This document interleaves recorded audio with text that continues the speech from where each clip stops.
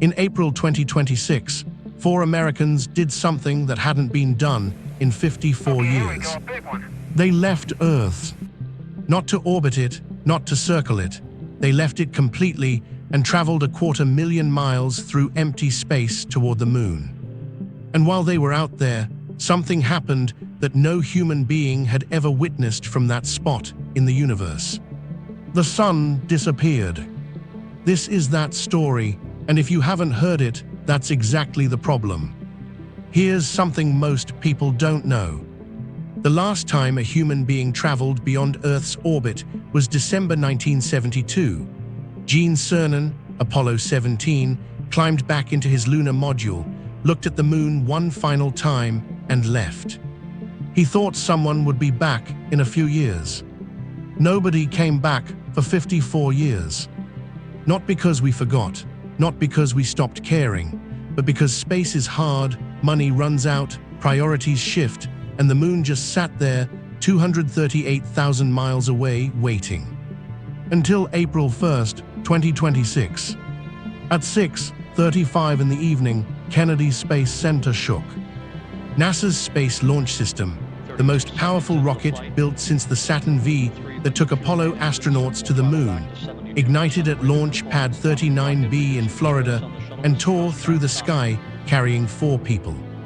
Commander Reed Weissman, U.S. Navy test pilot, NASA veteran. Pilot Victor Glover, the first black astronaut to travel beyond Earth's orbit ever in the entire history of human spaceflight. Mission specialist Christina Koch, the first woman to travel to the moon. And Jeremy Hansen, a Canadian Space Agency astronaut, the first Canadian to venture into deep space. Their spacecraft was called Orion. The crew named it Integrity. That name would mean everything before the mission was over. Now, before we get to what happened behind the moon, you need to understand the scale of where these 4 people were going. Most people think they understand how far the moon is. They don't. If you drove a car at highway speed, 70 miles per hour, without stopping, it would take you 141 days to reach the moon. 141 days. No gas stations, no rest stops, just driving. That's how far away it is. And Orion wasn't driving at 70 miles per hour. On the day of the lunar flyby, the spacecraft was moving at 60,863 miles per hour relative to Earth. And still, it took them 5 days to get there. Let that settle.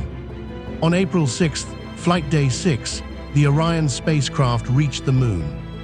And at 1:56 in the afternoon, Eastern Time, the 4 astronauts crossed a line that no human being had crossed since 1970.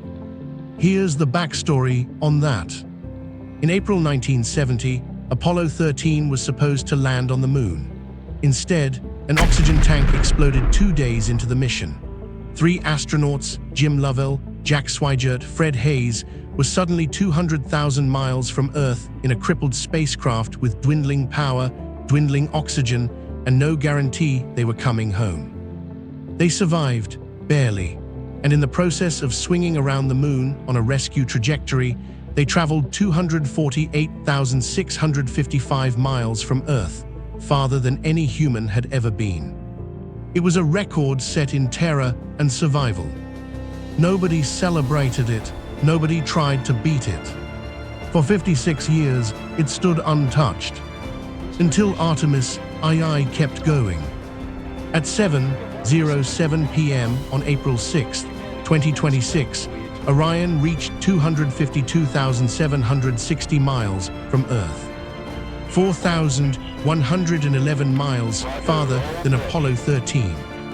A new record, the farthest any human being had ever traveled from the planet they were born on. In the Science Evaluation Room in Houston, scientists who had spent years building toward this moment sat in silence and then broke into applause. On the spacecraft, Reed Weissman stared out the window. But here's where the story gets extraordinary. At 6:44 p.m., mission controllers in Houston sent one final transmission to the crew. And then nothing. Orion had passed behind the moon. For the next 40 minutes, 252,000 miles of space and a solid rock 2,159 miles wide stood between 4 human beings and every other human being on the planet. No radio, no signal, no contact. One of the longest communications blackouts in the history of human spaceflight. In mission control, people stared at their screens and said very little. There was nothing to do but wait and trust the math, and trust the spacecraft, and trust the 4 people inside it. Inside Orion, the astronauts were alone in a way that no human had been since 1972. And then the sun vanished. Think about what a solar eclipse looks like from Earth. The moon passes in front of the sun, daylight turns to twilight, the temperature drops, animals go quiet, and for a few brief, perfect minutes, if you're lucky enough to be in the path of totality, you see it. The corona. The sun's outer atmosphere. A halo of superheated plasma burning at over 1,000,000 degrees Celsius, radiating outward in white streams of light that looked like something out of a painting, because nothing in normal life prepares you for what the sun actually looks like when its face is covered. From Earth, you get maybe 4 minutes, if the clouds cooperate, if you drove to the right state, if you planned months in advance. From behind the moon, 252,000 miles from Earth, the Artemis II crew got an hour. 1 full hour of the sun completely eclipsed by the moon, the corona blazing around the lunar edge like a crown of white fire, the rest of space around them pure black. No clouds, no atmosphere, no interference. Just 4 Americans floating in a spacecraft, watching the sun disappear, watching the corona glow, watching the moon blot out the most powerful object in the solar system like it was nothing. Christina Koch later said it was unlike anything she had words for. But they weren't just watching. They were working. The crew trained their instruments on the corona and captured data that ground-based telescopes can never replicate, because from Earth, you're always looking through an atmosphere that blurs and bends the light. From behind the moon, there's nothing between you and the sun's outer atmosphere but empty space. Scientists in Houston who had spent careers studying the corona were receiving data in real time that they had never had access to before. And then the crew spotted something else. Flashes. Brief, pinpoint explosions of light on the lunar surface below them.